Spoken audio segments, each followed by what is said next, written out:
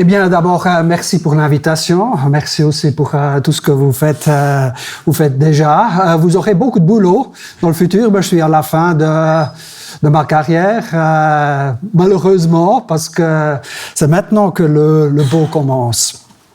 Alors, de quoi je vais parler ce soir? Je vais parler de psychothérapie assisté par psychédéliques. Je ne vais pas parler de l'usage général des psychédéliques en dehors d'un cadre thérapeutique. Et je vais commencer par faire la distinction des différents usages et du cadre de ces différents usages.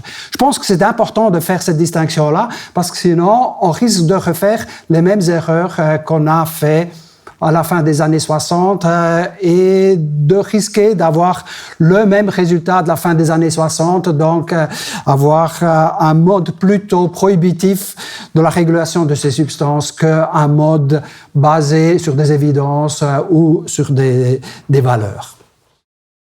Alors, quand on parle d'usage, voilà, on peut faire cette distinction entre un usage thérapeutique, je vais parler surtout de ça, et d'un usage non thérapeutique. Non thérapeutique peut dire plein de choses, peut dire pour des raisons de plaisir récréatif, pour des raisons d'élargissement de la conscience, pour des expériences personnelles, si vous voulez, même si j'aime pas le terme, spirituelles, religieuses, pour des raisons de créativité artistique, n'importe quoi, mais pas thérapeutique. Qu'est-ce que veut dire thérapeutique? Thérapeutique veut dire qu'il y a un consensus dans le monde médical, ouais, c'est comme ça que ça médical, sur un problème qui est défini médicalement et pour lequel on a développé par des méthodes scientifiques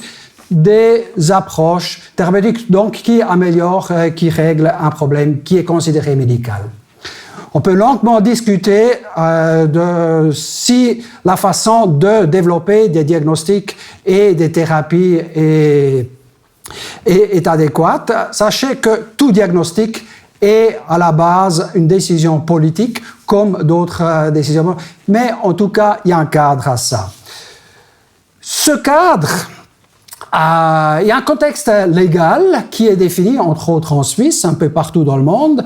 En Suisse, pour ce qui est le thérapeutique, il y a des règles légales, c'est surtout la loi sur les produits thérapeutiques avec toute une série, je ne les ai même pas mises, toute une série d'ordonnances qui accompagnent cette loi. Dans ces lois sont définis ce qui est un médicament ou un produit thérapeutique, qui peut être même autre chose qu'un médicament, qui a le droit de le produire, l'importer, qui a le droit de le prescrire, typiquement nous les médecins, qui a le droit de le vendre, le stocker, etc.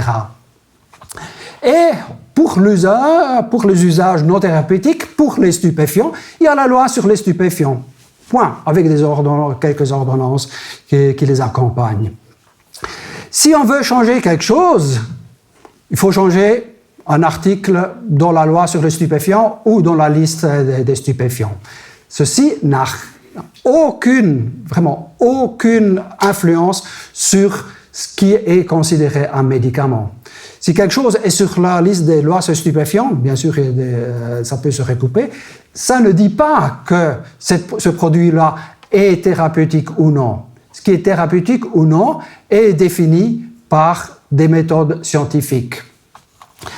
Alors, la base décisionnelle de ce qui est un traitement, une thérapie, ce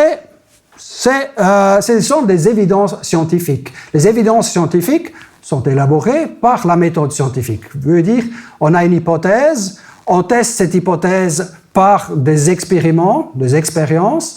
Si l'hypothèse n'est pas falsifiée, donc si on ne peut pas dire que l'hypothèse est fausse, on la maintient jusqu'à preuve contraire. C'est ça le principe.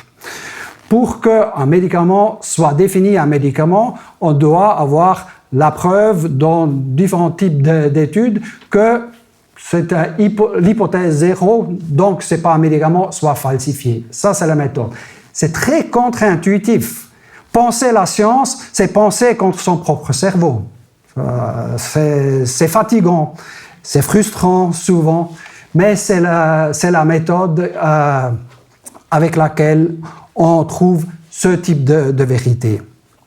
De l'autre côté, pour la décision d'un usage non thérapeutique, si quelque chose doit être disponible ou non, c'est le consensus sociétal. Politique, c'est de la politique. Est-ce qu'on veut que quelque chose soit permis ou interdit? C'est le consensus sociétal. Si on veut que les minarets soient interdits, pas besoin de la science. On peut le décider contre toute science. Et je peux vous dire qu'il n'y a pas de science qui vous indique que les minarets sont négatifs pour la santé de la population. Jusqu'à aujourd'hui, aucun minaret est tombé sur la tête des personnes en Suisse. Mais on peut l'interdire, comme on peut aussi ne pas l'interdire. La même chose avec les substances. Donc, les acteurs ne sont pas les mêmes non plus. D'un côté, on a le monde scientifique qui agit selon les règles de la science. De l'autre côté, on a nous tous. Bien sûr, la politique peut se faire avec des évidences scientifiques. Ça peut être des arguments, mais la politique peut se faire aussi contre. Bien sûr, ce qui est de la recherche est influencé par la politique, par un consensus, par le financement, par exemple. Ceci devrait être investigué, ceci non. C'est une question aussi politique. Mais la méthode, à la fin, est une méthode scientifique. Ne confondons pas ces deux mondes. Si on les confond, il y a deux risques et les deux sont à éviter. Donner le pouvoir sur des produits thérapeutiques aux non-professionnels, voilà, qui ne se basent pas forcément sur les données scientifiques, qui s'imaginent, parfois très logiquement, ce qui devrait être la vérité, ça mène au charlatanisme, aux pratiques basées sur une opinion, et sur la déscientisation. C'est un peu ce qui est arrivé dernièrement durant la période du Covid, où tout type de traitement était proposé sans qu'il y ait de la recherche.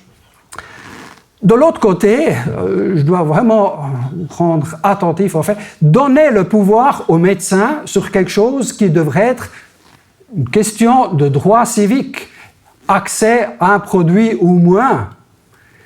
C'est un grand risque, c'est donner du pouvoir aux médecins, c'est la bureaucratisation des droits civiques.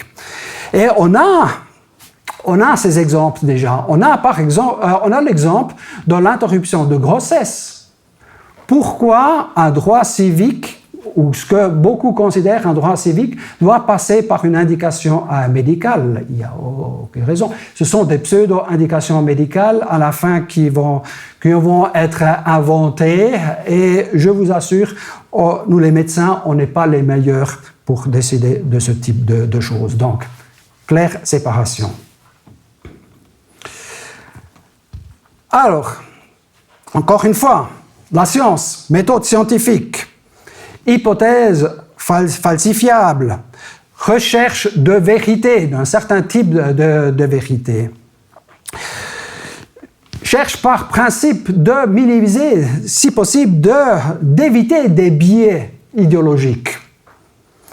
La politique essaye de réaliser parfois aussi des biais idéologiques. C'est la recherche, la réalisation de valeurs. Et les valeurs, on peut bien sûr en faire de la recherche pour savoir quelles sont les valeurs dans une population, mais une valeur absolue comme dans des vérités scientifiques, toujours entre guillemets, c'est autre chose.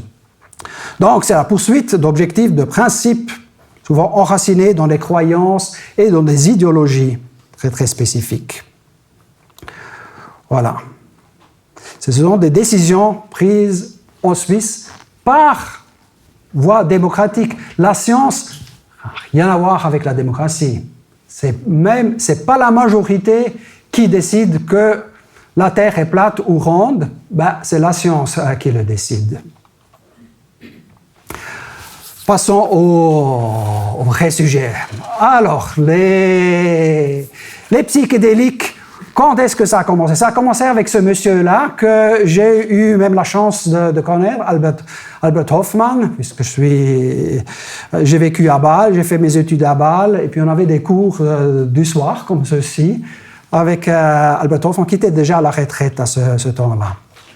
Alors, qui, travaillant pour Sandoz, synthétise pour la première fois en 1938, avant la Deuxième Guerre mondiale, de l'LSD, ou différents LSD à partir de l'ergot de seigle, à partir de l'ergotamine, qui était un médicament déjà utilisé pour plusieurs indications, notamment au niveau cardiovasculaire.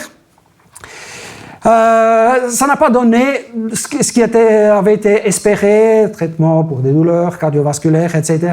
On l'oublie durant plusieurs années, et puis en 1943, il reprend ces substances pour voir si on peut quand même en faire quelque chose. Alors que la légende veut que, c'est comme ça que c'est écrit dans son livre, que l'LSD l'a retrouvé, et pas lui qui l'a trouvé. Lisez le dernier livre de Norman Ohler, et puis il y a d'autres histoires qui ressortent de ça. 1943, Deuxième Guerre mondiale, il y a des jolis liens entre le directeur du laboratoire et puis des honorables du gouvernement allemand, et vous pouvez vous imaginer le reste. Il le reprend, et par hasard, là c'est vrai, un de ces jours contamine d'une manière ou une autre, probablement sur le doigt, il se met mis peut-être dans le nez, dans les yeux. En tout cas, il ressent des effets bizarres, inhabituels, intéressants, et décide, on le fait moins souvent, ces auto-expériments, à ce temps on en faisait encore, de reprendre une dose, une très très petite dose, la dose minimale d'ergotamine, 250 microgrammes d'ergotamine aurait été vraiment la dose minimale pour ressentir quelque chose. Aujourd'hui, on sait quand même que 250 microgrammes de LSD 25, c'est une jolie dose. Et il fait ce qui est considéré le premier trip de l'histoire, en tout cas de l'LSD. Bien sûr, il y avait déjà des expériences avec des champignons, mescaline, etc. Mais dans le monde scientifique, disons comme ça, la première expérience se fait accompagner à la maison par une assistante pour appeler le médecin, et ce parcours à travers Bâle, qu'on peut suivre encore, qui est moins joli aujourd'hui, et voilà, donne la première description de ce trip, et est fêté chaque année maintenant avec le Bicycle Day. Sandoz lance sur son impulsion aussi la marque Delcide, un produit qui ne sera pas thérapeutique, mais qui sera un modèle de psychose. Alors, il est mis à disposition des chercheurs et des psychiatres pour étudier notamment la schizophrénie. Je peux vous dire que ça n'a pas donné grand-chose, tout simplement parce que la psychose est autre chose. Alors, on pensait, puisque ça peut induire des altérations de la perception visuelle, on pense même des hallucinations. Ce ne sont pas des hallucinations, ce sont des pseudo-hallucinations. On est conscient de l'effet, que ce soit l'effet du produit qui induit ces altérations. On pensait pouvoir découvrir la base de la schizophrénie. Le résultat n'était pas celui-là, mais utilisé comme tel. Le premier essai par le fils du directeur du laboratoire qu'il a donné à des patients, parfois à leur insu. L'LSD a commencé à faire les tests. Autre période. Alors, ça c'est une des substances. La deuxième substance qui nous intéresse, à Genève on utilise LSD et psilocybine. La troisième serait le MDMA, l'ecstasy. La psilocybine aussi. Alors, pas qui l'a inventé, mais qui l'a découvert. Toujours Albert Hofmann. Cette fois-ci, un peu plus tard, après que Gordon Wasson, vice-directeur d'une banque intéressé aux champignons, a découvert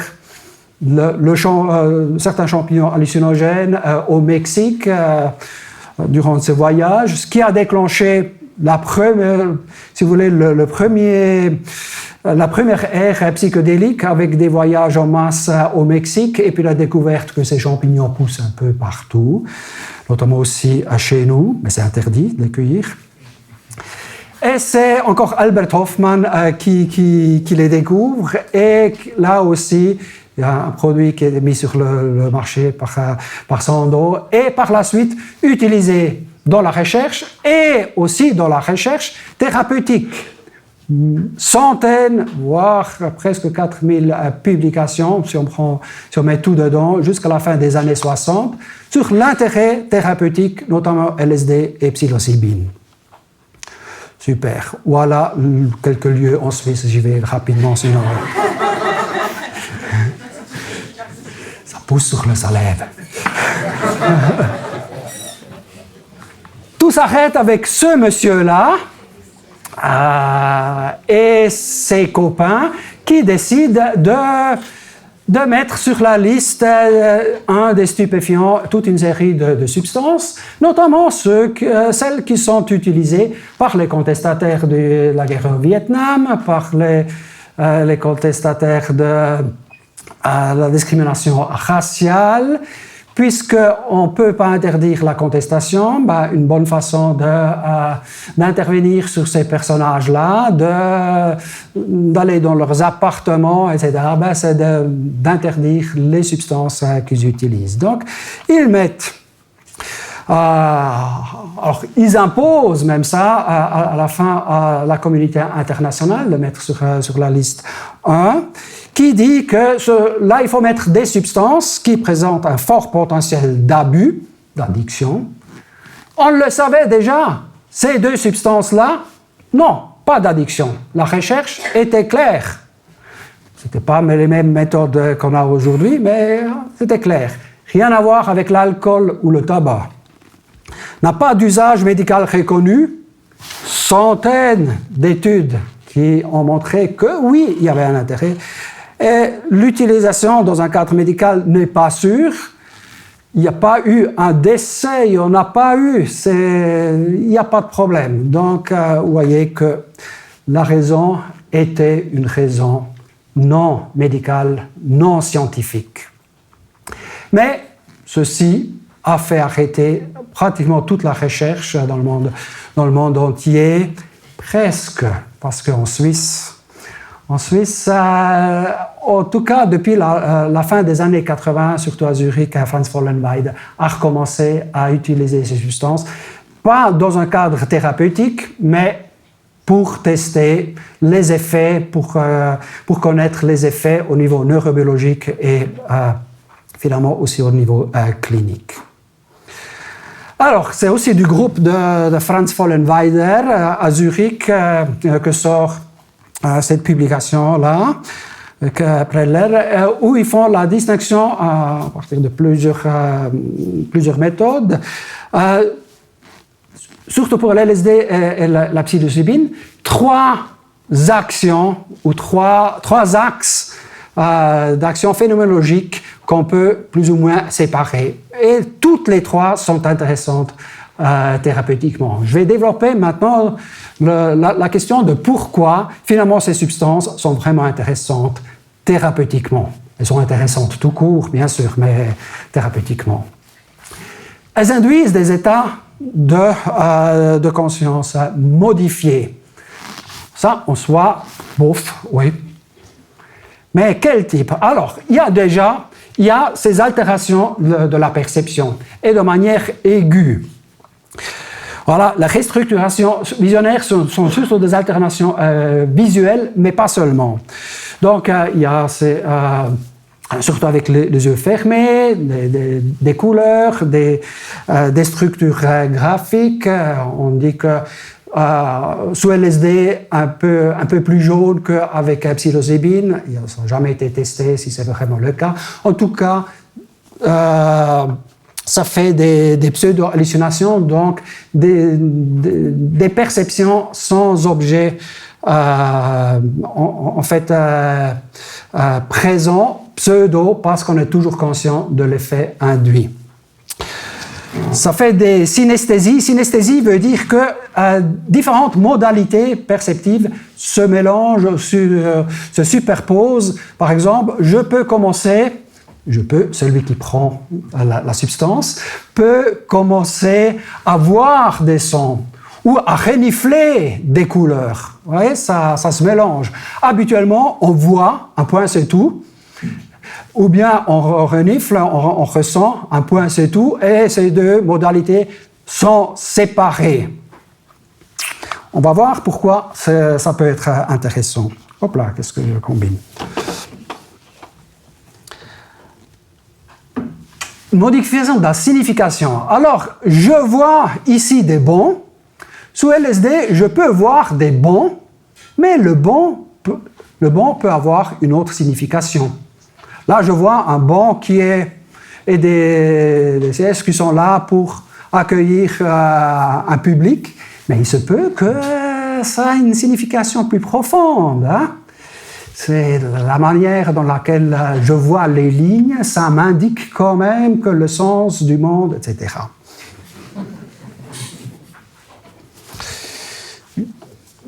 Je ne dis pas de bêtises, là. Hein? Des mémoires vivantes, vivaces. Alors, il y a des associations qui induisent la récupération de certaines mémoires qui, dans un état non altéré, vont être refoulées. Voilà déjà un certain intérêt dans des thérapies de style psychanalytique. Voilà aussi le grand intérêt, en tout cas en Europe, de ce type de substance en psychiatrie. On a le deuxième axe qui est encore plus intéressant, selon moi, c'est le sentiment océanique. Qu'est-ce que ça veut dire? Alors, on parle parfois aussi de la mort de l'ego, la dissolution de l'ego, et ce qui est probablement un mauvais terme. L'ego ne se dissout pas, tout au contraire, il devient tout. Il ne devient pas rien, il devient tout. Il englobe le tout. Et ça, c'est clairement intéressant. Déjà, c'est souvent très agréable, la plupart du temps. Il y a un changement des limites du soi. Quand je vous dis, ne pensez surtout pas à l'ours blanc, voilà. Est-ce que c'est votre pensée maintenant de l'ours blanc ou c'est ma pensée que vous êtes en train de penser? Pour vous, c'est clair que vous considérez que c'est la vôtre. Il y a quelque chose d'actif que votre psychisme activement considère que c'est votre pensée, c'est vous activement. C'est pas si évident que ça. On peut le modifier. Et dans certains troubles psychiatriques, cette distance, cette différenciation, elle peut disparaître, devenir fragile. Là, tout devient un. Si tout devient un, si je pense et vous pensez, nous pense. C'est sympa, hein? Si je et nous, si je suis tout, si je suis vous aussi, et si je suis le monde entier, parce que ce n'est pas que vous, je suis quelque chose comme Dieu. Non, je suis Dieu. Et si je suis Dieu, où sont les problèmes? Et si d'habitude je suis dépressif, et là j'ai un sentiment divin, et après des années de dépression, pour la première fois, je fais l'expérience que ça peut être différent, ça peut déjà être aussi le premier pas vers quelque chose de plus joli. Et si j'ai ce sentiment, je suis Dieu ou Dieu, et tout est vrai, vous pouvez déjà vous imaginer l'intérêt en dehors aussi de l'usage thérapeutique. Et là, il y a aussi des hypothèses, c'est toujours Gordon Wasson qui l'a formulé, que les religions, finalement, les premières religions, c'est rien d'autre que l'effet de psychédélique. Du moment qu'on a vécu ça, on voit derrière le monde qu'il y a, donc derrière le monde qu'il y a un autre monde, donc à la fin, il y a un Dieu. Dieu est dans le champignon. Alors, à part ça, il y a des illustrations, on va faire très long aujourd'hui, des illustrations, différentes illustrations où l'arbre de la connaissance est en forme de psilocybé. faut aller voir les traductions peut-être dans les anciens écrits. Donc c'est cette expérience de transcendance de l'espace et du temps. Le temps s'arrête, il y a plus un avant et après. Dieu, il n'a pas un avant et un après. Tout est un. Il n'y a pas quelque chose qui vient de voir ce qu'il pense est. Il ne peut pas penser quelque chose qui n'est pas. Ce qui est assez difficile pour Dieu. Ce sentiment de compréhension intuitive qui est difficile après à transmettre, mais qui est quelque chose qui peut être agréable et qui fait penser par la suite. Mais pas tout est explicable parce que j'ai expliqué juste maintenant. Mes explications, juste maintenant, il y aura peut-être des alternatives. Voilà. Et le troisième axe qu'on appelle souvent aussi le bad trip, qui est cette fois-ci cette dissolution angoissante du soi, désintégration du soi, un sentiment de perte de contrôle, sentiment de dissociation, enfin d'aliénation de l'environnement. Cette salle est la même qu'avant, mais il y a quelque chose de différent. Quand je me regarde au miroir, c'est toujours moi, mais pas chose. Ça peut être très angoissant. Dans le cadre thérapeutique, on parle plutôt de challenging experience. Et puis on sait aujourd'hui que passer par là est un très bon facteur prognostique pour le résultat thérapeutique, surtout dans les études sur les addictions. Alors, avant de voir un peu de comment ça pourrait fonctionner, faisons la distinction entre deux types de thérapie assistée par psychédéliques. On a la thérapie psycholytique, et puis on a encore une association médicale en Suisse qui s'appelle Association de thérapie psycholytique, même si le terme est plus adéquat. Et c'est développé en Europe sous l'impression des théories psychanalytiques, où l'idée de base, on demande aux patients des associations libres et puis après il y a l'interprétation du thérapeute et puis à la fin, on arrive au bout du complexe et puis on explique tout et puis le patient va bien et puis tout le monde est heureux. On essayait d'induire ça par des petites moyennes doses de psychédéliques pour justement induire ça. C'est la même chose un peu que le travail avec les rêves où on essaye un peu d'induire des associations libres. Et le thérapeute intervient. Finalement, c'est de la psychanalyse sous LSD ou psilocybine. La thérapie psychédélique, elle s'est développée notamment en Amérique du Nord. 1 à 3 doses plus élevées, c'est un peu ce qu'on fait aussi chez nous, où on essaye d'induire ce qu'on appelle l'expérience peak, le vrai trip. Donc l'expérience psychédélique, et on n'intervient pas durant la séance, on la prépare, et par la suite, le jour après, c'est ce qu'on appelle l'intervention d'intégration, la séance d'intégration, où on va récupérer ce qu'il y a eu durant la séance et on va essayer de comment l'intégrer, pas seulement dans la vie quotidienne du patient, mais surtout et là j'y viens, dans un concept psychothérapeutique. Parce que jusque-là, on a une psychothérapie qui précède, on applique la substance, il y a des choses qui se passent, et après on continue la psychothérapie, mais comment intégrer maintenant ce vécu-là dans une théorie et finalement dans des interventions psychothérapeutiques. Alors, pourquoi ça va tout le monde? Ok. Il y a une grande différence. Alors, ce n'est pas de la pharmacothérapie classique comme on la connaît en psychiatrie. Là, vous avez deux illustrations de comment une pharmacothérapie peut marcher. Commençons par celle de droite. Ça, c'est le classique pour une psychopharmacothérapie. Par exemple, des antidépresseurs. On donne des antidépresseurs, on fait entrer de l'antidépresseur dans le patient. L'antidépresseur va agir sur des structures biologiques, cette fois-ci c'est des protéines, des récepteurs, ce qu'on appelle des récepteurs, les occupe, Après un certain temps, voilà, avec une certaine latence, il y a l'effet thérapeutique qui s'ensuit. L'idée, c'est que quelque chose dans le fonctionnement biologique, neurobiologique, est altéré. Il y a quelque chose qui est dévié, qui ne fonctionne pas droit comme il faut.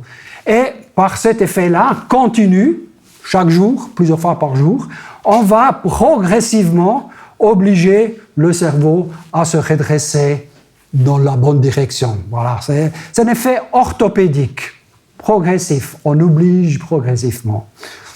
À gauche, vous avez ce que font, ou comment on se l'imagine, les psychédéliques. Alors, vous avez un effet pharmacologique de très courte durée. Quelques heures, c'est très court par rapport à ce qu'on fait d'habitude. S'ensuit éventuellement tout de suite un effet thérapeutique, moi aussi avec une certaine latence. L'effet thérapeutique, il a lieu quand la substance n'est plus dans l'organisme. Et là, c'est clairement autre chose. Là, on parle d'une intervention disruptive. Il y a quelque chose, on dérange quelque part le système et on s'attend que le système, après, se réarrange d'une manière plus fonctionnelle qu'avant. Ce n'est pas la première fois qu'on fait ça en psychiatrie. On le fait déjà avec l'électrothérapie, les électrochocs. C'est un peu la même chose. On mélange les cartes, comme Federico dirait, et après, c'est censé se réarranger. Si c'était juste déranger le reset, il suffirait que tout le monde prenne des psychédéliques et puis tout le monde va bien et on n'aura plus de dépression dans le monde. Pas vraiment comme ça marche, malheureusement. Donc, il faut probablement autre chose. Sinon, mettons de l'LSD dans l'eau potable et puis pas de dépression, pas de guerre, etc. Alors, il y a une réorganisation neuronale durant le fait même, mais même après, des heures, des jours, des semaines, même des mois après. Alors, ce qu'on sait, c'est, par exemple, la psilocybine stimule certains récepteurs de la sérotonine qui sont, c'est moins important, mais qui sont surtout responsables de ce qu'on appelle l'intégration corticale.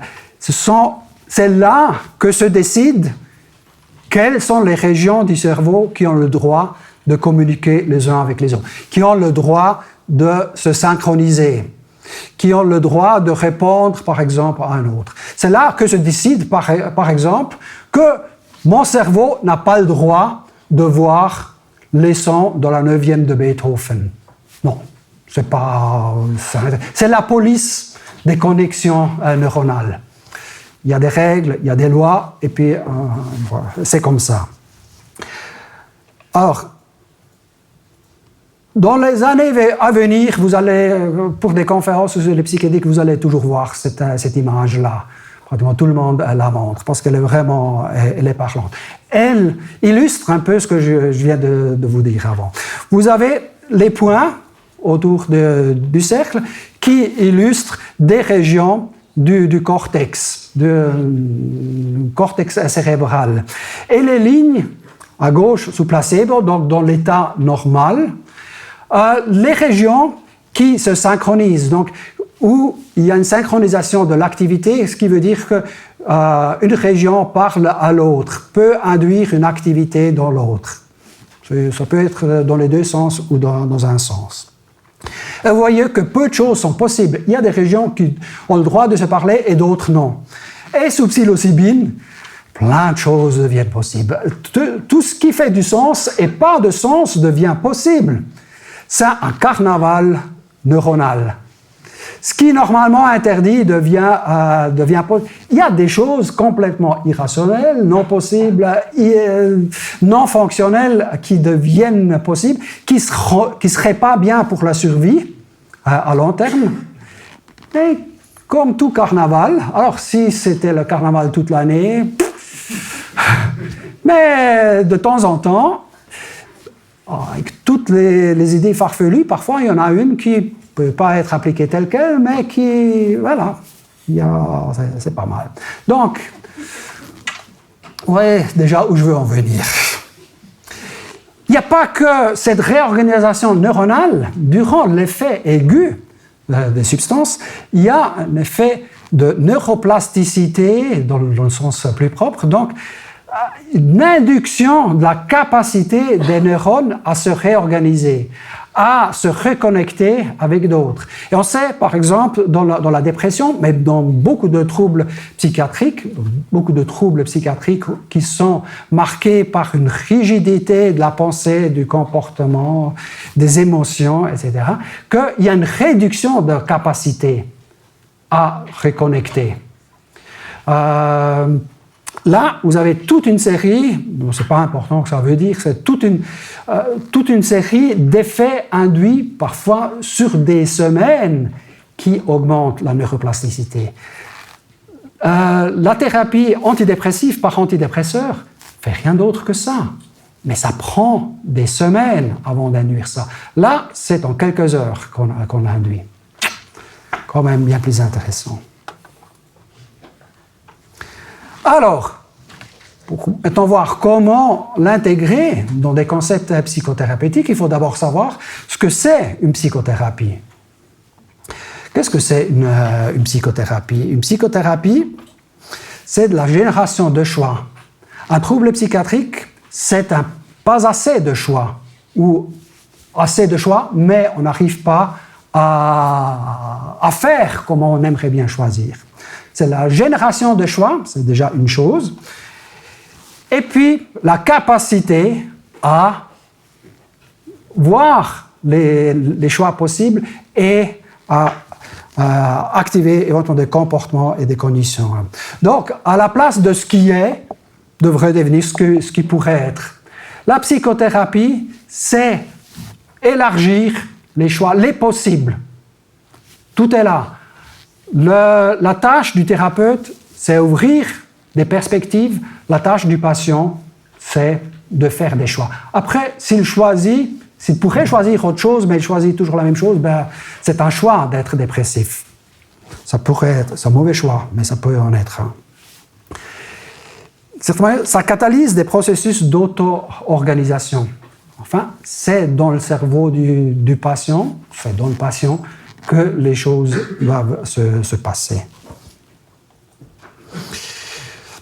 Finalement, la psychothérapie, c'est augmenter la capacité de libre arbitre. Et le libre arbitre, c'est 3 composantes. La capacité à générer des options qui est souvent vraiment réduite dans les troubles psychiatriques, dépression, addiction, troubles anxieux, et même dans les psychoses, et là on pourra en discuter. Mais aussi la capacité à choisir entre les choix qu'on voit, et c'est dans la psychothérapie, c'est souvent la psychothérapie qui patine, où le patient a tout compris, mais ça n'avance quand même pas. Et la capacité à mettre en œuvre les options choisies. Et là, vous pouvez déjà vous imaginer où est l'intérêt des psychédéliques. Il est tout à gauche. Où est l'intérêt de la psychothérapie qui s'ensuit? C'est les 2 autres étapes, les deux autres axes. Juste avoir du choix ne peut pas suffire, mais déjà avoir l'idée des choix. Donc, un autre type d'illustration, le trouble psychiatrique, c'est toujours la même chose. C'est un peu un désert où il n'y a pas grand-chose, mais il y a une ornière et puis on suit toujours celle-là. On ne voit pas qu'il y a d'autres possibilités. Le rétablissement, donc la guérison dans le sens plus large, c'est le redéveloppement ou le premier développement de soi possible. Pas qui est-ce que je ne veux pas être, qu'est-ce que je ne veux pas avoir, mais qui est-ce que je pourrais être. Et parmi ceux que je pourrais être, qui est-ce que je veux être? Pas facile, mais c'est le début en principe de toute psychothérapie. Qu'est-ce qui ne va pas? C'est assez facile avec la règle. Mais qu'est-ce qui devrait être et quelles sont les différentes possibilités de ce qui pourrait être plus difficile? Et là, c'est clair que les psychédéliques vont pouvoir aider parce qu'ils augmentent aussi la capacité après à aller dans une direction, et la psychothérapie doit soutenir, au final, ça se soutient réciproquement. Donc, c'est par psychothérapie on devrait augmenter le choix. C'est par l'effet psychédélique qu'on ouvre aussi les possibilités. Raisonnables ou non raisonnables, c'est égal. La psychothérapie, c'est autre chose qu'une thérapie habituelle, que par exemple les anesthésistes ou les chirurgiens.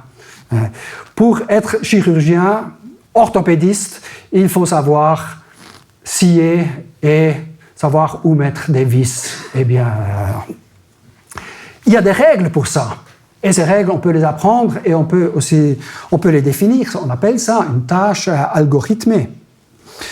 Suit une instruction, une série d'instructions établies à l'avance, le long d'un chemin unique. C'est comme ça qu'il faut faire. C'est comme ça qu'il faut allumer l'ordinateur, par exemple. Un résultat prédéterminé. Pour que j'ai la projection, je dois suivre une certaine série de manœuvres algorithmées. Si je ne le fais pas, je ne vais pas avoir ma projection. Ce sont des tâches de routine qui, idéalement, sont algorithmées. Une psychothérapie, c'est une tâche heuristique. On peut algorithmer certaines interventions, mais pas toutes. Si les soit possible, il faut les inventer, il faut les imaginer. Elles existent. Mais soit possible ne sont pas les vôtres. Les mais soit possible, souhaités, ne sont probablement pas les vôtres. Mais soit possible ou souhaité, à 10 ans, c'était un footballeur professionnel. Les limites de talent m'ont obligé à choisir d'autres. Donc, j'ai dû ouvrir d'autres. C'était neurochirurgien. Mes mains n'étaient pas assez bonnes pour ça. Voilà, c'est le psychiatre. Pas le pire des choix. Heureusement que mon pied droit n'est pas assez bon. Aucun algorithme n'existe. Il faut expérimenter. Expérimenter, c'est ouvrir des possibles. Développer des nouvelles solutions, qu'elles soient bonnes ou mauvaises. Il faut créer quelque chose qui n'existe pas encore, que le monde ne savait même pas que ça existe. Ce n'est pas par algorithmie. Donc, la psychothérapie commence avec une pensée, ce qu'on appelle une pensée divergente, où on s'imagine des nouvelles choses, où le thérapeute induit une pensée qui n'existait pas encore ou qui était difficile à mettre en acte.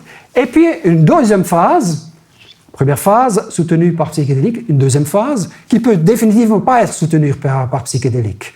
Là, ça peut déranger, ou on va choisir par toutes ces options-là, celles qui conviennent aux patients, celles qui sont raisonnables, celles qui sont réalisables, etc. C'est clair qu'on peut répéter cette manœuvre. Une psychothérapie ne fait que ça. Ouais, là, je vais un peu plus vite parce que ça m'avait déjà un peu dit. Qu'est-ce qu'il ne veut pas? OK. J'avais déjà dit, la notion de temps, c'est cette disparition de la notion de temps. S'il n'y a pas un après vécu, il ne peut pas y avoir un futur problématique. Et rappelez-vous, vos angoisses, elles sont toujours orientées vers le futur. Un trouble anxieux ne peut pas exister s'il n'y a pas de futur. Des mauvaises mémoires, j'ai tout raté, ne peut pas exister s'il n'y a pas un passé. Donc, la disparition de la notion de futur montre qu'on peut penser d'une autre manière. OK, il faut que je change de méthode là. Alors, maintenant, comme vous savez peut-être qu'il y a entre-temps des centaines d'écoles de psychothérapie. Quelle est la bonne dans laquelle il faudrait combiner? Les psychanalystes vont vous dire là clairement la psychanalyse, ou les approches psychanalytiques. Les TCC vont vous dire, les systémiciens vont vous dire sans pensée systémique, vous allez droit dans le mur, etc. Ils ont tous raison. Il y a une sortie de cette pensée, c'est se poser la question, mais qu'est-ce qui est commun? Quels sont les facteurs communs pour toutes les interventions psychothérapeutiques qu'il faut avoir pour qu'il y ait un effet thérapeutique. Et puis là, il y a plusieurs auteurs, notamment Klaus Grave, qui avait travaillé à Berne, qui a développé, sur la base de centaines d'études, un modèle sur 5 facteurs sur lesquels on peut agir, ou qui agissent et donc sur lesquels on peut agir. Ce qu'on va appeler les facteurs communs, qui sont communs à toute intervention psychothérapeutique. Il y a, en premier lieu, l'alliance thérapeutique, qui est souvent considérée le premier facteur le plus important. Alliance thérapeutique ne veut pas tout simplement dire que le patient et le thérapeute sont sympas les uns avec les autres, le patient paye à l'heure ses factures. Non, ce n'est pas ça. Alliance thérapeutique veut notamment dire qu'on a une compréhension commune de ce qui est le problème, et ce n'est pas la compréhension du thérapeute, c'est beaucoup plus la compréhension du patient. Et dans ces compréhensions-là, on développe une compréhension de ce qui pourrait être les solutions ou les façons de régler le problème comme il est considéré par le patient. Ça fait l'alliance thérapeutique, cette compréhension commune. Il y a des manières pour tester, pour mesurer ça. La deuxième, c'est la clarification des motivations, ce qui se recoupe un peu. C'est, mais toi, patient, qu'est-ce que tu veux? C'est pas tout simplement, vous avez une dépression, voilà les critères, voilà l'indication, un antidépresseur durant une demi-année à cette dose-là, et puis vous prenez ça le matin, sinon ça... Parce que finalement, qu'est-ce que vous voulez dans la vie? Quels sont les choix possibles, souhaités? Est-ce qu'il y en a? Il n'y en a pas, donc il faudra en discuter. Et ces clarifications-là, elles sont notamment dans l'addiction un des grands facteurs. L'actualisation des problèmes, on recrée dans une situation in vitro, dans la consultation, la situation qui pose problème. Là, surtout dans le systémique, on reproduit par exemple des problèmes familiaux. Dans la psychanalyse, la projection, les transferts contre transferts, etc. Pour exercer sur un terrain d'entraînement, ce qui devrait à la fin être appliqué dans la vie de tous les jours. L'activation des ressources qui sont présentes dans le patient, que le patient, par exemple, n'applique pas ou ne sait pas qu'il l'applique et qu'il s'agit de renforcer. Donc là, on est beaucoup plus dans l'approche solution. Et puis cinquièmement, la résolution des problèmes. Souvent on pense que c'est surtout ça, on dit au patient comme il devrait mieux faire et après ça va. En partie c'est ça aussi, mais par exemple apprendre des techniques de relaxation, etc. Maintenant la question est comment agir par une expérience psychédélique sur ces cinq axes. Je vais vous faire un exemple. Et j'ai choisi, je peux vous le faire avec les 3 axes, avec tous les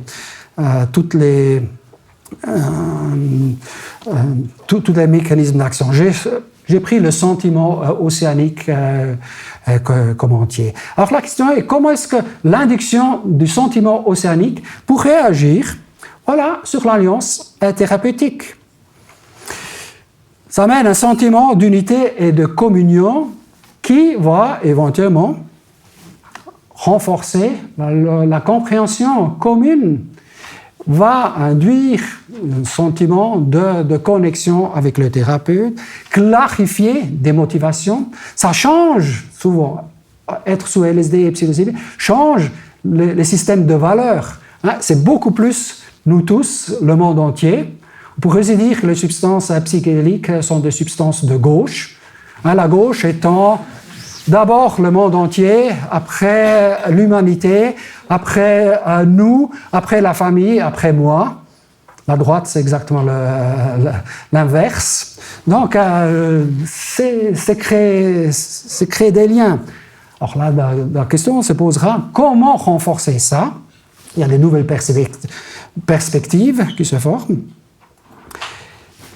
Va agir sur ça, activation des ressources, je redécouvre que je peux penser d'une autre manière, je m'imagine des choses farfelues, mais qui peuvent être repensées et me faire trouver des nouvelles voies ensemble avec mon thérapeute. Il y a le changement de la perception du temps, une forme de mindfulness, je suis complètement dedans. Je n'ai pas besoin d'y réfléchir, vraiment. Ça suffit que je le vis, qui va bien sûr avoir un impact éventuellement sur ces axes-là. La grande question maintenant, voilà, ça fait déjà l'effet. On pourrait se dire, c'est fait, mettons le patient sous LSD, sous psilocybine, il va le vivre et donc après tout va mieux, notre psychothérapie va aller mieux. C'est un peu vrai, c'est ce qu'on a trouvé jusqu'à maintenant. Oui, les psychothérapies vont mieux. Et les études l'ont montré avec des interventions plutôt minimales jusqu'à maintenant, avec des résultats aussi dans ces études pas toujours spectaculaires, mais ça marche. Il faut aussi dire avec des patients plutôt difficiles. Donc, on a tout ce système-là, toutes ces théories qu'on a développées. Maintenant, la grande question, et c'est ça qu'il faudra développer, comment préparer de manière personnelle pour renforcer ces différents mécanismes d'action communs. Déjà ça. Après, on peut encore commencer à se dire comment développer une préparation et une intégration, bien sûr, aussi, pour avoir un effet maximal. Ça. Le futur de la recherche, et pas seulement de la recherche, du développement des théories, les prochaines années, ça sera ça. Parce que juste maintenant, on a un black box, on fait entrer de la psilocybine, après ça va mieux, mais on veut que ça soit un effet maximal pour qu'à la fin, on puisse raccourcir le plus possible les psychothérapies. Les psychothérapies, c'est du temps de vie. Hein. C'est chiant d'être en psycho... Oh, pas chez moi, mais chez les autres. C'est chiant. Et ça coûte moins que les antidépresseurs, mais ça coûte quand même.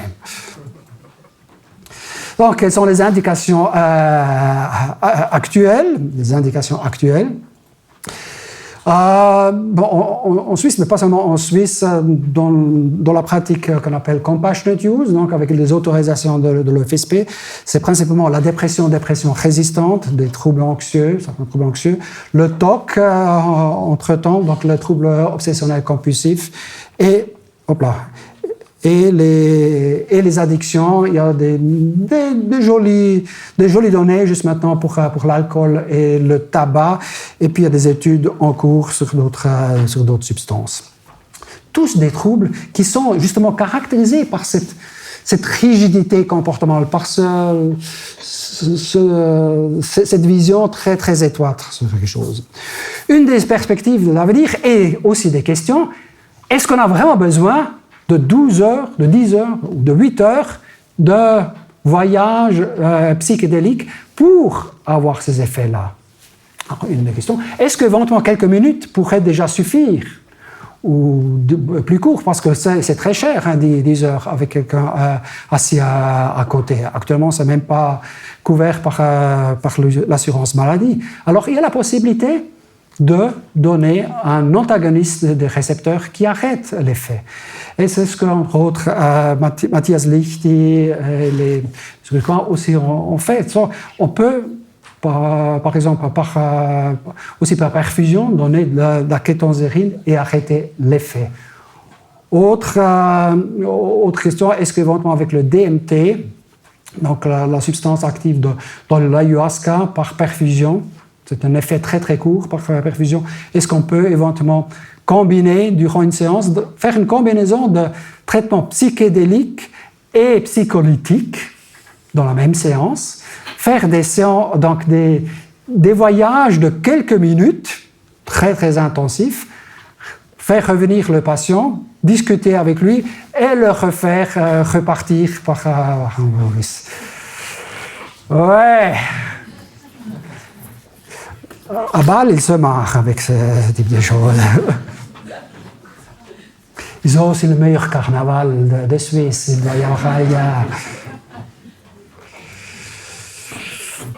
Il y a des questions non résolues que la recherche devra nous répondre dans un futur. pas trop lointain parce que ça se développe. Et puis il y a beaucoup de traditions qui sont reprises et pour lesquelles on n'a pas vraiment de données scientifiques. On fait des choses, bien sûr pas nous, mais d'autres font des choses qui ne sont pas validées par la science. Oui, bien sûr, nous aussi. Voilà, c'est la première question. Comment intégrer dans les axes thérapeutiques et comment tester après? Voilà, est-ce qu'il faut vraiment des expositions? Nous, on en fait, et puis c'est marrant, sous LSD, exposer des claustrophobes avec LSD dans un ascenseur. Gabriel Torrance, chez nous, l'a fait. Donc, il a oublié, ce qu'il était beau l'ascenseur.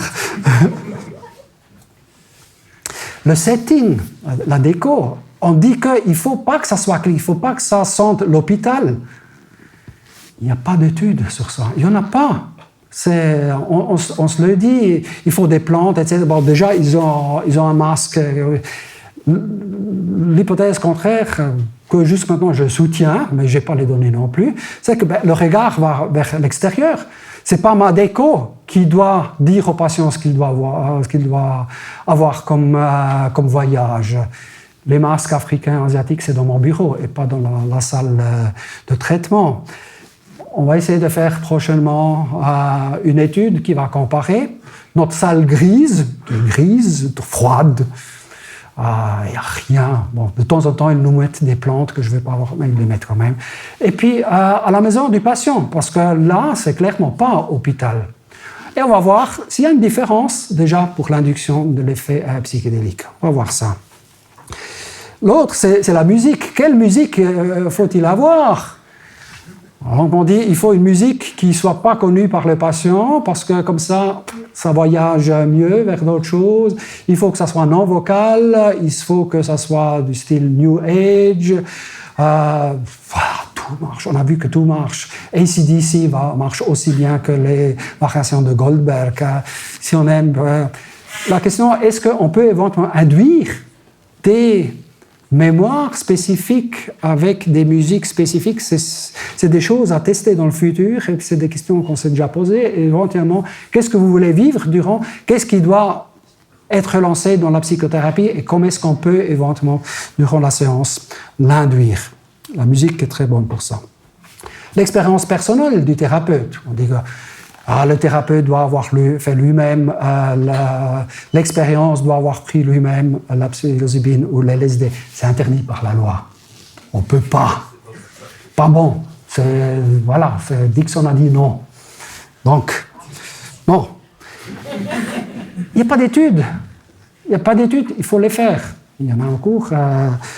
Federico va en faire une autre. Il faudra le savoir, finalement. Si ceux qui prennent l'LSD ou qui l'ont pris sont des meilleurs thérapeutes, l'hypothèse, on peut la développer, bien sûr. S'il a déjà été Dieu, il va certainement être meilleur. Mais on ne le sait pas. Et voilà, déjà dit, la durée de la séance psychédélique. Donc,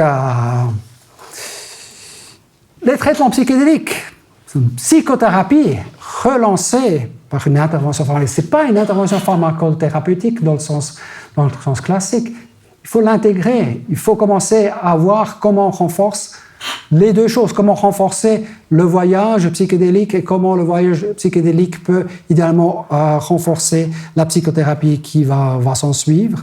C'est une intervention disruptive. La question du microdosage, actuellement, ne peut pas encore se poser parce que les données scientifiques ne sont pas bonnes, en tout cas pour la thérapie. Le reste, on peut encore en discuter. Et c'était le début un peu de ma présentation, séparant clairement développement d'un médicament de la question du droit à la consommation, du droit au plaisir, du droit au carnaval. Et maintenant que j'y pense, le carnaval de Bâle, vous savez, c'est le seul carnaval protestant, parce que les catholiques voulaient interdire aux protestants de le faire, et puis ils l'ont quand même fait.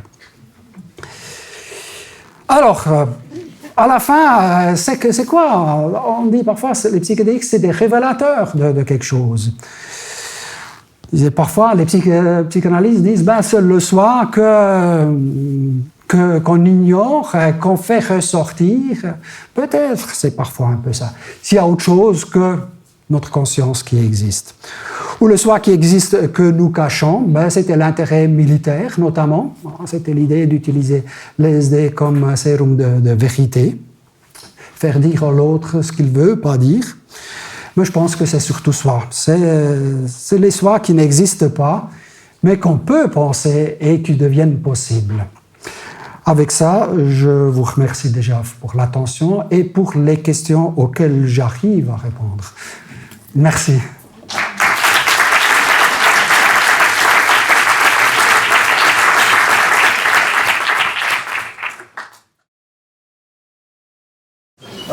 Est-ce que la pharma met actuellement des lobbies pour réduire la recherche du LSD? J'imagine qu'ils ont beaucoup à perdre avec des antidépresseurs qui sont sur la durée. C'est plutôt le contraire, ce qui peut aussi être inquiétant. Hein. Alors, il y a des startups, il y a de la recherche qui se fait, il y a des firmes qui sont derrière, et vous pouvez vous imaginer qu'à la fin, les grandes industries pharmaceutiques vont acheter les startups qui vont le faire à beaucoup de dollars. Ce qui est inquiétant dans l'histoire, c'est pas qu'ils s'intéressent à la chose, c'est qu'il s'agit de substances qui sont hors protection. On peut pas avoir un copyright dessus, on ne peut pas avoir de patente là-dessus. Donc, ce qu'ils essayent, ce qui va arriver, ce qu'ils vont développer, ce qu'on a déjà vu, c'est des paquets entiers. Du genre, notre produit, vous avez le droit seulement de l'utiliser si vous faites ce type d'intervention dans une clinique qui a la licence, etc.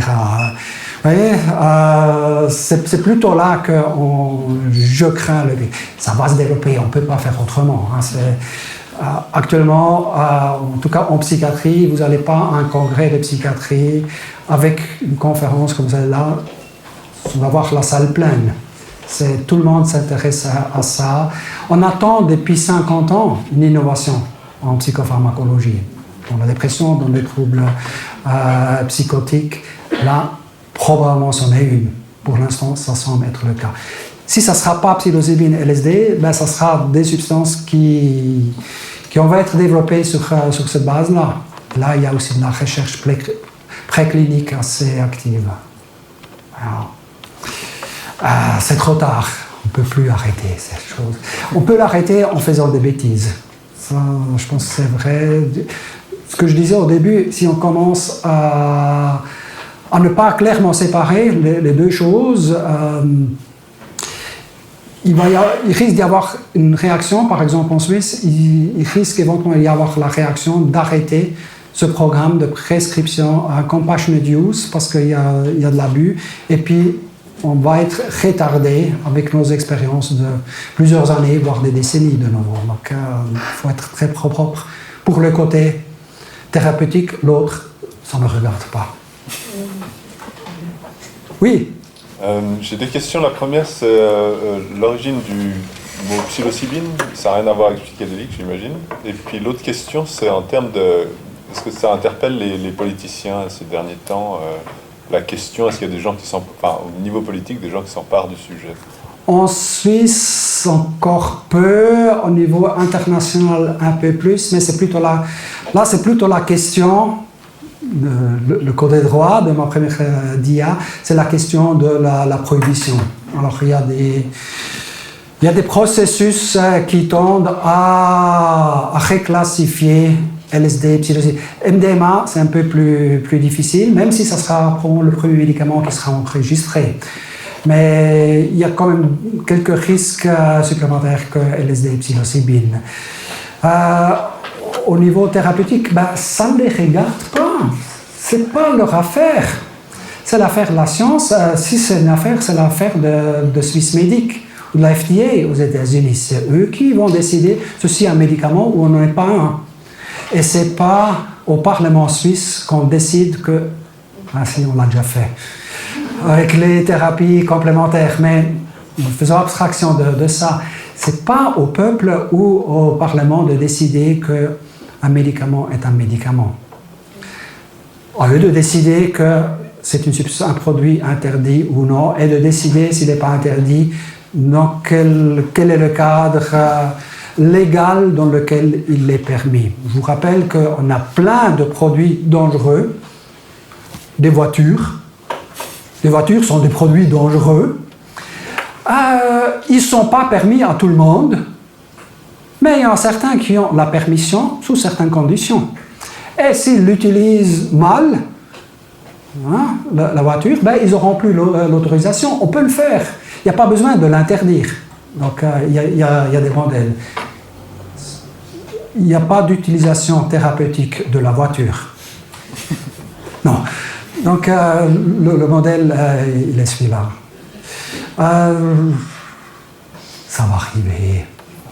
Je pense que, pour le dire comme ça, il faut faire attention de ne pas aller trop vite.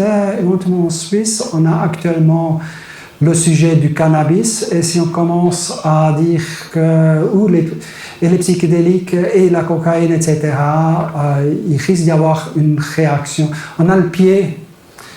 Ceux qui veulent régulariser le cannabis, ils ont le pied dans la porte. Il ne faut pas que la porte se ferme. Le pied est dans la porte. J'avais vu derrière, vu. Pourquoi vous n'utilisez pas la MDMA? Il y a un choix qui a été fait À Genève, oui.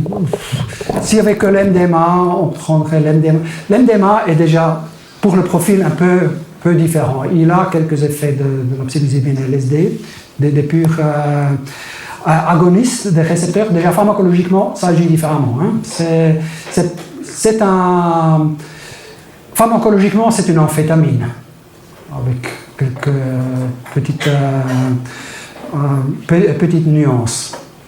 En étant une amphétamine, un dérivé amphétaminique, il y a un risque d'addiction. Ce qu'il n'y a pas avec LSD et psilocybine. Dans les modèles animaux, clairement non avec LSD et psilocybine, tout au contraire. Ça c'est une chose, mais dans le cadre thérapeutique, comme vous verrez, voilà, on utilise d'autres substances. Deuxièmement, il y a au moins théoriquement un risque toxique, minimal. Alors si avec l'MDMA, la question ne se poserait pas. Le risque de syndrome sérotonergique, surtout s'il y a des antidépresseurs à bord ou d'autres substances sérotonergiques, et souvent on a des patients qui ont des substances sérotonergiques. Donc, troisième, c'est que quand on a un antidépresseur sérotonergique déjà à bord, donc un SSRI ou le nouveau, l'effet du MDMA est réduit. C'est pour ça que, par exemple, le Prozac, la fructine est un très bon moyen pour éviter des grands problèmes dans l'usage festif de l'ecstasy. Ça diminue le risque. Donc, c'est ces raisons-là. Et puis, peut-être qu'il y a aussi des préférences autres du médecin-chef. Certainement pas. Non, lui, il était là. Là, vous avez parlé des cas où ça fonctionne plutôt bien. Et quand est-ce que ça fonctionne moins bien? Alors,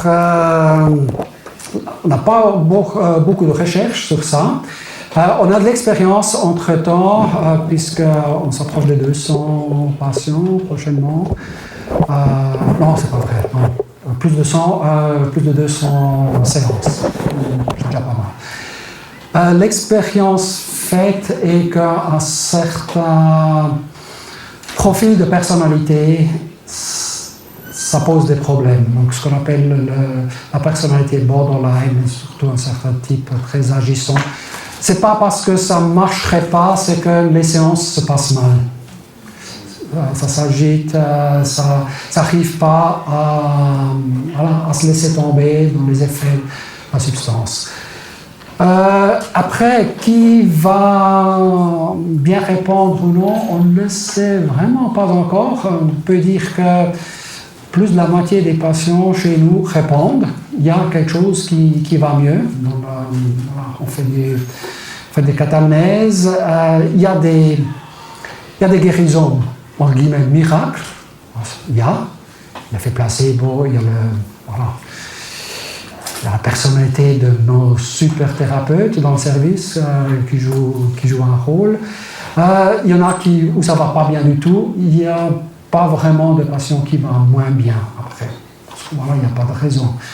On a eu des petits problèmes avec une hospitalisation qu'on a dû faire, mais qui n'était probablement pas due à la substance, et celui-là, il va beaucoup mieux. Le futur va nous dire. La recherche jusqu'à maintenant est surtout avec des patients qu'on appelle résistants au traitement. Donc c'est une sélection entre guillemets très négative de patients qui ont tendance à mal répondre en général. Et puis là, on voit que c'est positif, donc c'est ce qui va permettre aussi l'enregistrement de substances. Tout un programme, hein. Il faut se lancer dans la... Après, c'était d'abord derrière. Ma question, c'est par rapport à ces programmes de prescription. En fait, quel temps le thérapeute a le droit actuellement? C'est uniquement les psychiatres. Et deuxièmement, perspective d'avenir, comment est-ce qu'on pourrait imaginer l'avenir? Est-ce que c'est des formations qui sont imaginées? Comment est-ce que vous voyez-vous la perspective? Oui. Quel thérapeute pourrait suivre ces programmes? Alors, puisqu'il s'agit d'un stupéfiant, l'autorisation ne peut être donnée qu'à un médecin. Ce n'est pas que des psychiatres, parce qu'il y a des indications autres que psychiatriques, mais c'est principalement des psychiatres. Le psychiatre doit prouver qu'il a la capacité à gérer des stupéfiants, qu'il a au moins une formation de psychothérapeute suffisant, etc., etc. Ça, c'est pour la prescription. Et c'est le médecin qui est responsable. C'est le médecin qui va en tôle. Il y a quelque chose qui ne va pas. Ouais. Après, qui l'entoure, c'est sa décision, il doit tout simplement le défendre devant le FSP. Nous, on a des psychologues, on a des infirmiers, on a des internes. Donc, chez nous, c'est toute une équipe. Si c'est dans un cabinet, il faut le justifier, mais la prescription ne peut être faite que par le médecin, c'est que le médecin qui peut le commander aussi. Donc, dans le futur, ça sera comme ça aussi. Ce sera des médecins, c'est la même chose qu'avec un antidépresseur, c'est un médecin qui doit le prescrire. Ça ne veut pas dire que c'est le médecin qui doit forcément faire la psychothérapie. Alors, chez nous, on a une règle chez nous, on ne le fait pas sans psychothérapie, donc il y a une psychothérapie qui est en place, il y a une psychothérapie qui suit. On ne fait pas de psychonautisme, ça c'est une histoire, rien contre, mais ce n'est pas la thérapie, c'est autre chose. Ça va certainement pas s'ouvrir à tout le monde, comme les antidépresseurs ne vont pas s'ouvrir à tout le monde. Les formations, on fait des formations actuellement principalement pour des médecins avec lesquels on travaille. Il y a des formations pré-grade qui étaient lancées, c'est la première année.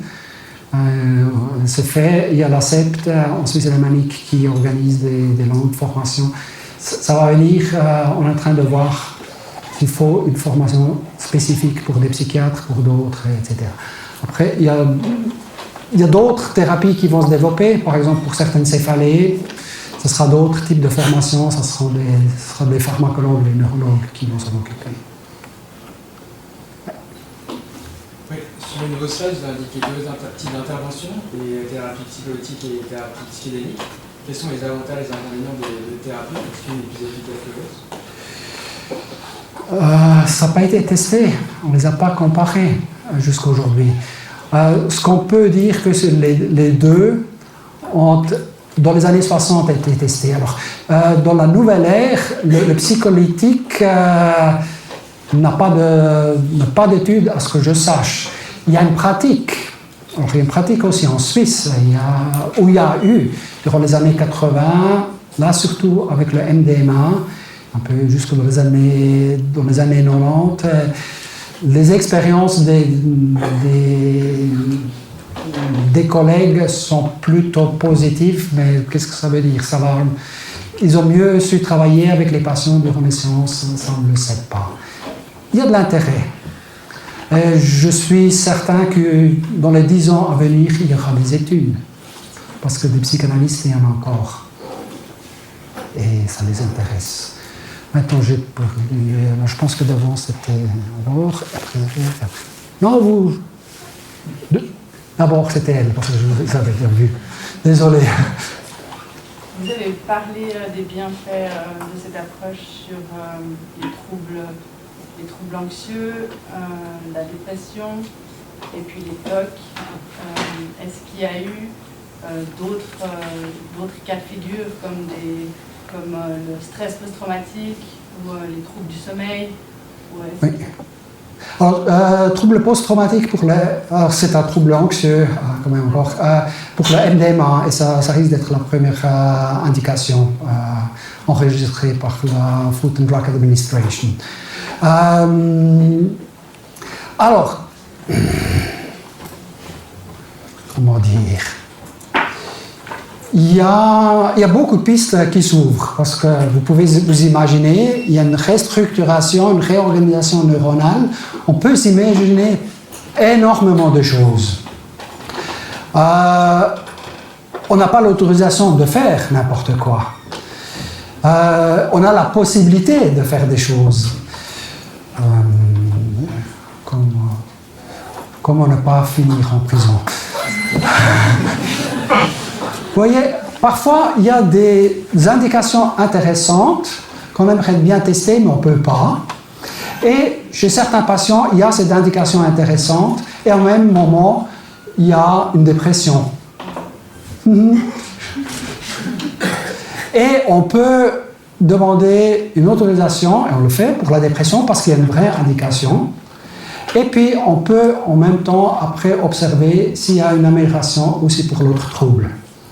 Et ceci est déjà arrivé. C'est pas de la recherche, mais c'est le début de la recherche. C'est comme ça qu'on développe des hypothèses de recherche. Voilà, on a une idée, le patient va mieux. C'est une preuve de rien.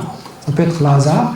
On dit, on a eu une observation. Cette observation-là devrait intéresser le reste de la communauté scientifique. On va le publier. Ça va être utilisé pour développer encore l'hypothèse, pour développer des protocoles de recherche qui vont spécifiquement tester ceci. Vous pouvez vous imaginer ça, par exemple, pour l'Alzheimer. Là, il y a pas mal de publications théoriques. Alors, de l'Alzheimer, vous avez une perte de connexion. Essayons de réorganiser ça et de récupérer un peu ce qui est encore là, qui peut compenser au moins un certain temps.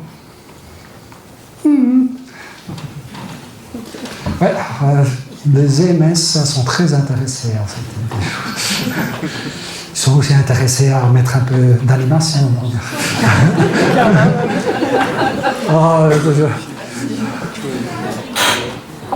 Encore deux questions. Il y avait trop de bras. Non, vous étiez depuis longtemps. Je veux savoir, qu'est-ce qu'il en était du suivi des patients à moyen et long terme après les différentes thérapies que vous proposez? Alors, une des conditions chez nous, qu'il soit encore suivi, et on ne le fixe pas, mais c'est au moins 6 séances, voire plus. Et puisqu'on les voit 2 à 3 fois pour des séances, c'est plusieurs mois en arrière. Après une demi-année, on fait encore des catamnèses, on doit faire un rapport à l'OFSP, donc on les suit, et pas tous nos collègues après vont avoir l'assistance de nos collègues installés, mais tôt ou tard on va savoir avec qui on aime bien travailler, avec qui moins. Les demandes, ça ne nous manque pas. On ne sait pas encore la durée de psychothérapie après. C'est quelque chose qui devra être testé. On a des bases de données sur lesquelles on pourra éventuellement évoluer. Il faudra le faire parce qu'on est en train de commencer à négocier pour avoir une couverture psychologique. Les assureurs sont intéressés, vous pouvez vous imaginer. Mais ils sont seulement intéressés si on raccourcit les psychothérapies. Alors, si on fait des psychothérapies encore de 10 ans avec en plus des séances, ça ne les intéresse pas. Si au lieu de 100 heures, on en fait 30, c'est intéressant. Donc, c'est un peu ce qu'il faudra leur montrer. Je pense qu'on va arriver à montrer qu'on raccourcit énormément même. C'est un peu le sentiment qu'on a. Il faut des données. Et je pense qu'on va les avoir d'ici 3-4 ans. Déjà en Suisse. C'est le grand avantage d'avoir ce programme-là. En plus, c'est du real world. C'est pas dans le cadre d'études où tout est tellement contrôlé, tellement artificiel que plus tard, il faudra encore voir si les résultats de l'étude correspondent à la vraie vie. Là, on a la vraie vie, beaucoup de bruit, mais voilà. J'ai réussi à ne pas répondre. Et la dernière. Ah, il était plus rapide. Quelles sont les différences d'activation des voies biochimiques entre les substances addictives et non addictives? Alors, si j'ai bien compris... LSD non addictif, cocaïne addictif... Ah oui, d'accord. Là, j'ai compris. Alors, pour qu'une substance, pour qu'un produit, pour qu'un stimulus, comme ceci, soit addictif, il faut une libération de dopamine. Dopamine est le signal d'apprentissage, si vous voulez. Et voilà, c'est ce qui est inattendu, ce qui ressort de ce qui est saillant, voilà. Toutes les substances addictives, tous les produits addictifs sur Internet aussi, pornographie, etc., libèrent ou induisent une libération de dopamine de manière aiguë, qui fait en contraste avec ce qu'il y avait avant. L'LSD, non. La psilocybine, clairement non. L'LSD, ce que ça peut faire, c'est une augmentation de la dopamine, mais de manière plus constante. Ce qui empêche à d'autres stimulus, comme mon cri, à faire du contraste. Donc, c'est plutôt protecteur que le contraire. Donc, LSD, psilocybine, pas d'activité dopaminergique directe, aiguë, ils agissent sur des récepteurs de la sérotonine et sur un récepteur spécifiquement, that's it. Cocaïne, ça libère, ça inhibe la recapture de dopamine, noradrénaline et sérotonine. Les amphétamines, la même chose, en plus de libérer ces monoamines. Donc il y a trop de ces monoamines. Ah! Merci.